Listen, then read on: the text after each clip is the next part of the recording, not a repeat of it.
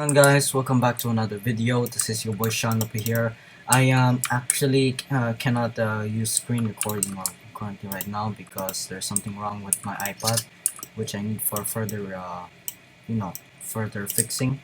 So basically I did my promise. I'll show you, sorry about that, different kinds of weapons. So first we'll be doing the revolver right here. So it does this amount of damage, 9/10. Oh, make sure to also leave a like, subscribe, hit the notification bell, and yeah, let's do this. 9/10 of damage is dealt with the target for headshots. That amount of damage is dealt for torso and rest of body parts. Next, we have a silence pistol. This amount of damage per shot for headshot. Not that much damage for torso. You guys can check out the damage for. Here is the Luger Parabellum P08 for headshot, and this is arm shot, torso shot. So I will make a small comparison. So this is the revolver. This is head. This is literally torso. Next we have the damage for the silence pistol. Damage. This amount for the pistol. Luger P08.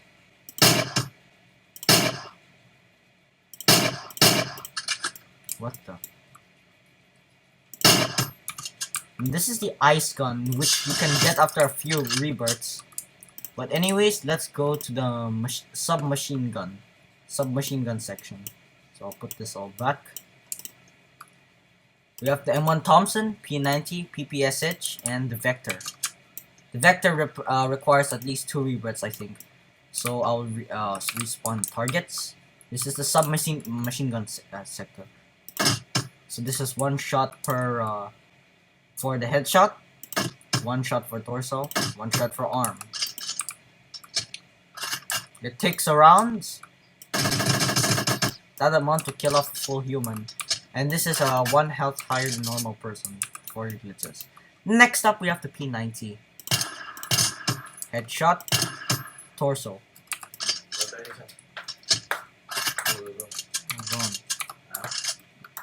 Next, guys, we have the P90. No, this is the PPSH 41. Yeah, this can be unlocked without any rebirths. So this army.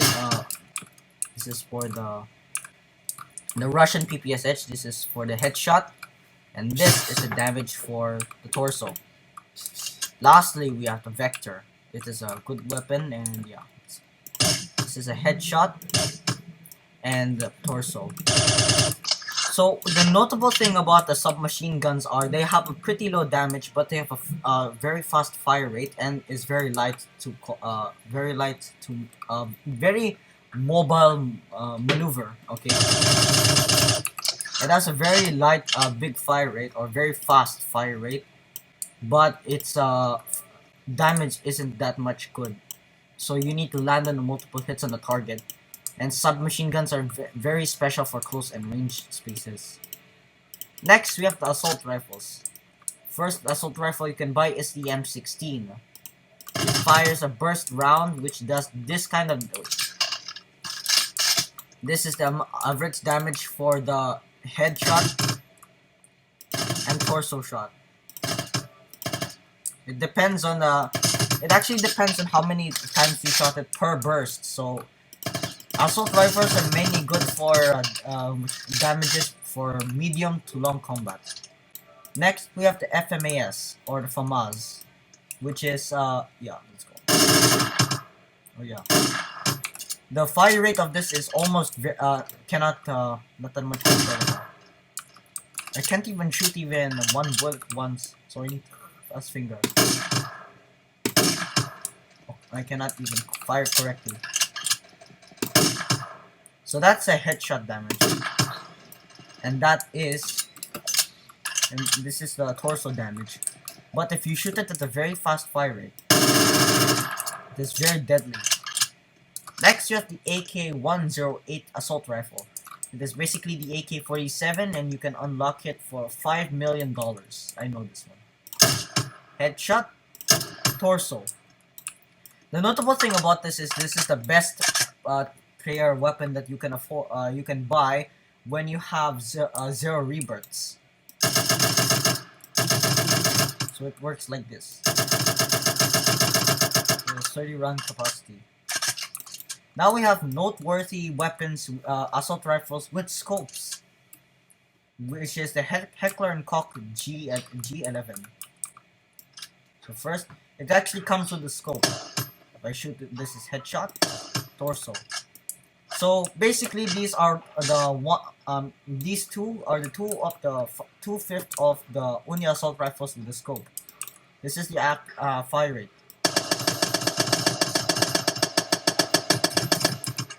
which is not pretty bad.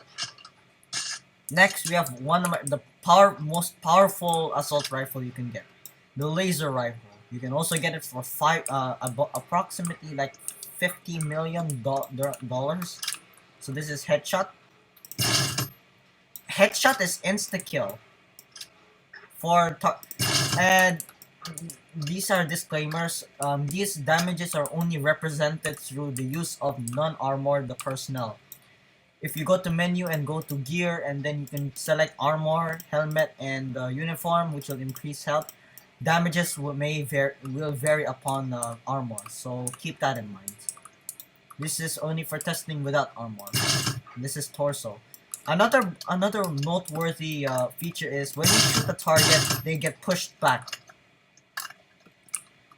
But this is not very practical against enemies trying to retreat or run away from you. Instead, it will help them go. It will push you faster. Next, we have the Remington shotgun and the AA-12. It is a 5-round capacity, which I will show, and just like shotguns, it damage varies between range. Like example, I were to fire this shotgun for 80 studs. Not that much damage is done, but if I come close, it will do a mass damage. But the best weapon in this game for close range is the AA-12. It is an automatic shotgun. The problem with this is it has a very low ammo capacity, but its damage makes up for it. Watch. Its weapon is so strong you can deal heavy damage to an enemy in almost one full cartridge. Next we have the light machine gun section. These are specialized for, pinning down enemy. But these weapons are less practical and are generally heavy and non-maneuverable. First, we have the Chauchat light machine gun, the French manufactured Chauchat light machine gun. This is headshot, and this is torso damage. We have the Russian, and lastly we have the Russian design RPK machine gun. So this is the headshot. Okay, that is torso. We are almost finished with this list, and next we have sniper rifles.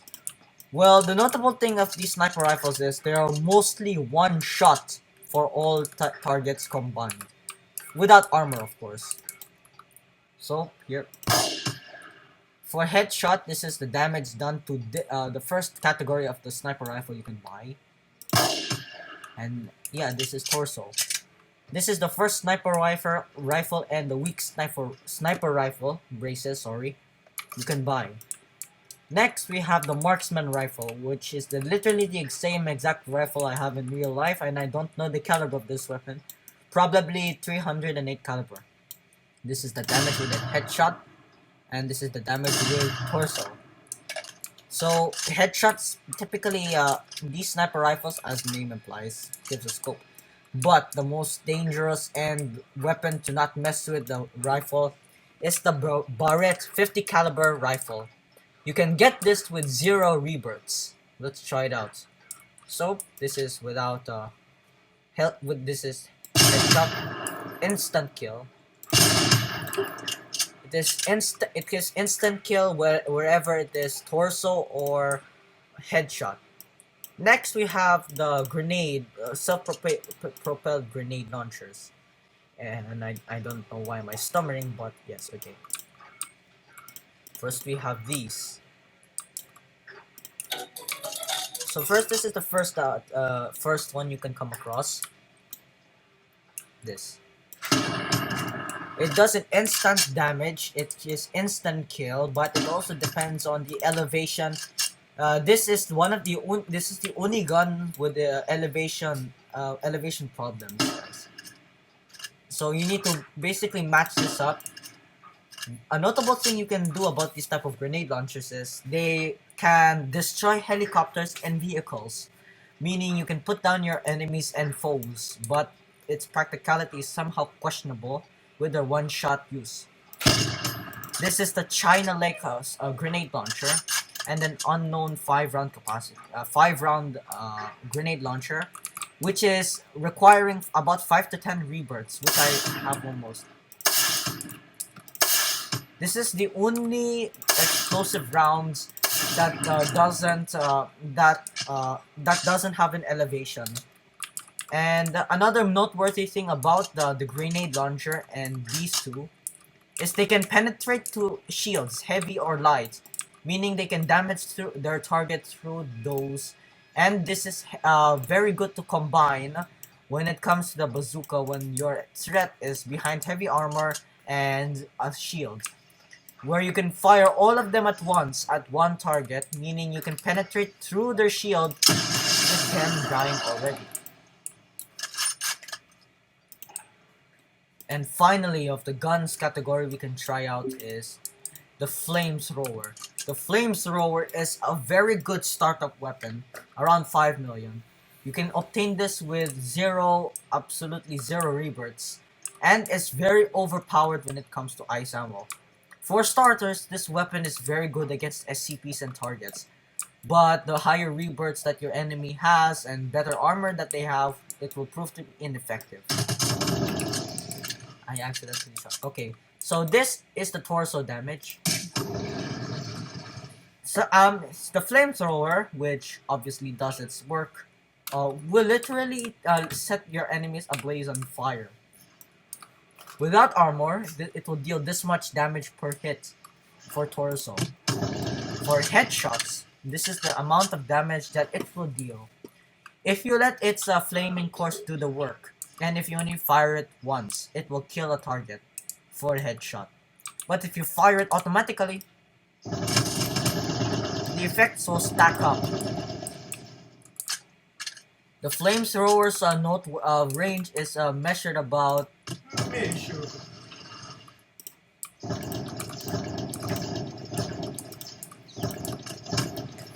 Okay, 50 studs to 80 studs. This can only reach a target within 40 studs of range, making it one of the... You need to get up close and personal.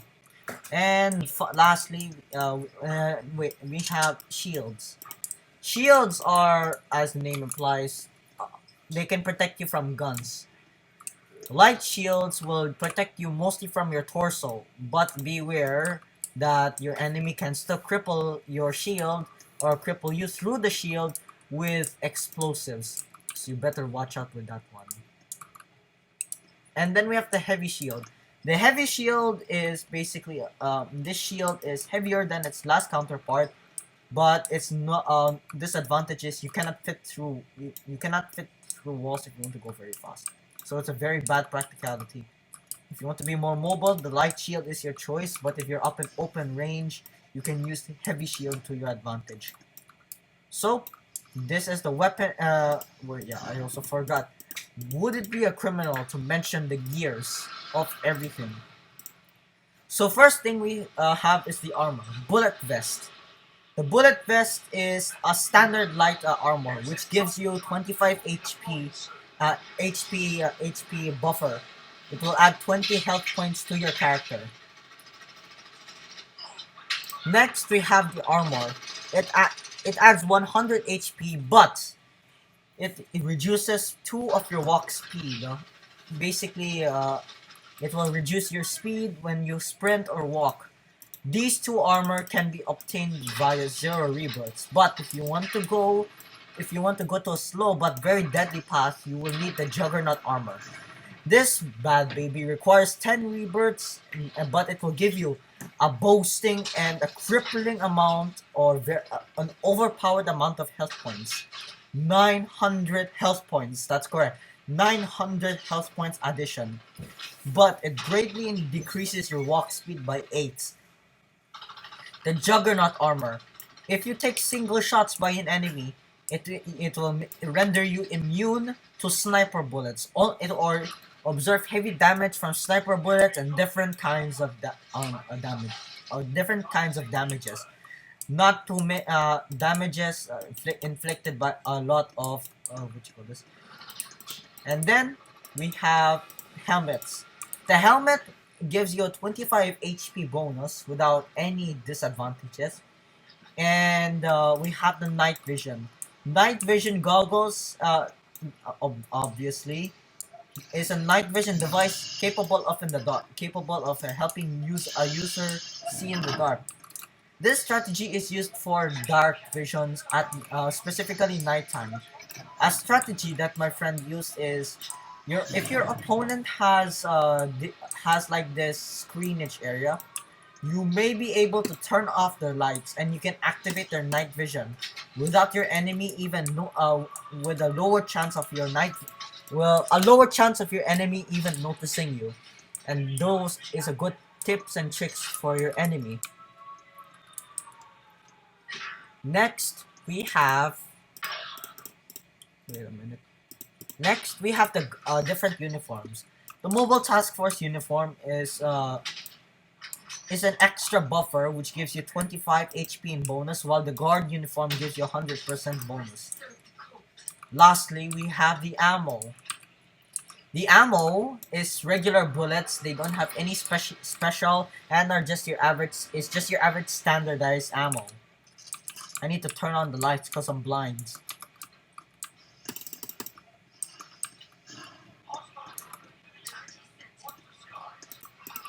Problem is you cannot read properly in the dark even with night vision. My armor is green for a second. We are almost completed with this. Next we have the fire ammo. Interestingly, this is a specific type of ammo where if you shoot a target, it sets your enemy up ablaze on fire after shooting. So it will act as a flamethrower. Next, you have the super ammo. It is stronger than a regular ammo and has a big buff. But the best type of ammo you can get is the ice ammo. The ice ammo, if you shoot an enemy, will freeze them temporarily.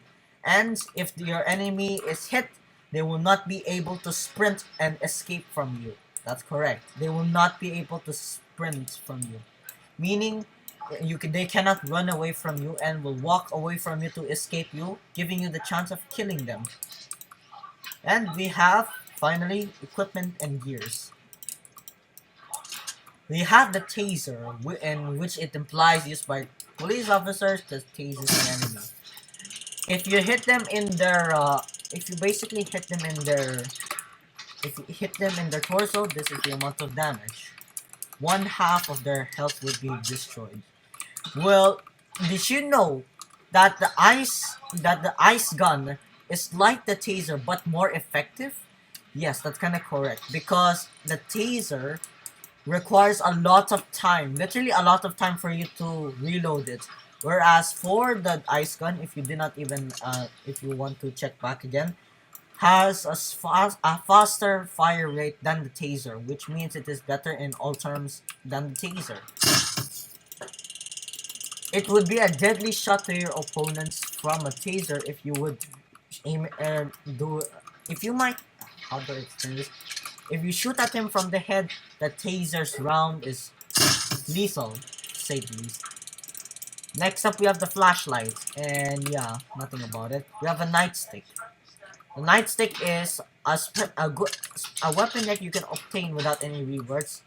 One notable thing is you can push your targets away from you. And you can actually deal a small amount of damage when pushing them. if you hit them, that's the amount of damage that will happen. So if you were to beat them to death, it will take a lot of seconds.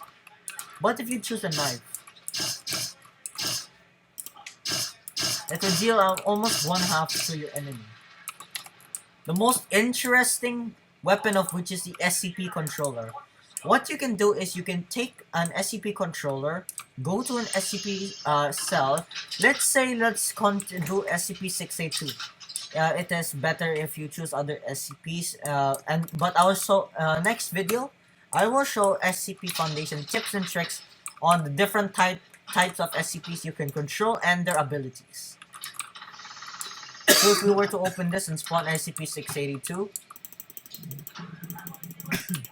we become SCP-682. And you can maneuver around with your desired SCP's capabilities. You will have the same strength and the vision, or same strength as the SCP. Basically, you get to control the SCP.